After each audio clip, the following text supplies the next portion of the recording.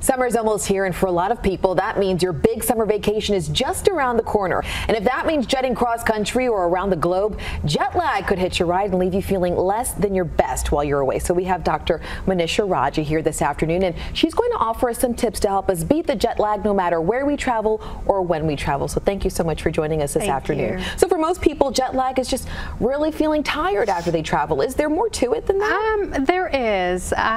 Jet lag is basically a time zone change syndrome where your internal body clock has to adjust to the difference in the time. So is it just more physiological stuff going on? It is physiological. Your circadian rhythm or your internal clock manages your daily cycle of sleeping, eating, waking, and your body temperature. And so when that gets upset or thrown out of rhythm, that's when you experience jet lag. So everyone has a circadian rhythm, and it's good to sort of make sure it's on the right sort of beat, if you will. So what happens then when you have jet lag? How do you sort of get rid of it or treat it, or even the symptoms? The symptoms are a headache, fatigue, irritability, difficulty concentrating, and also sort of an uneasy feeling like you're still on the aircraft. The best way is maintaining your exposure to light or dark, whether artificial or natural. So you have to take into consideration where it is that you're going to land at what time in your destination. And if it's going to be dark there, you want to expose yourself to dark during the flight.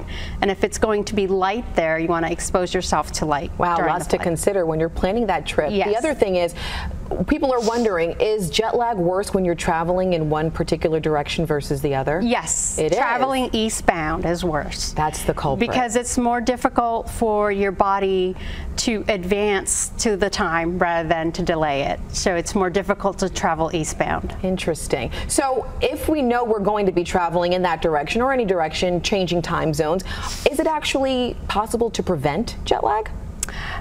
Yes, it is possible. If you're traveling east, you want to go to bed earlier and wake up earlier. Okay. And if you're traveling west, you want to go to bed later or wake up later. You also want to get adjusted to the time difference prior to.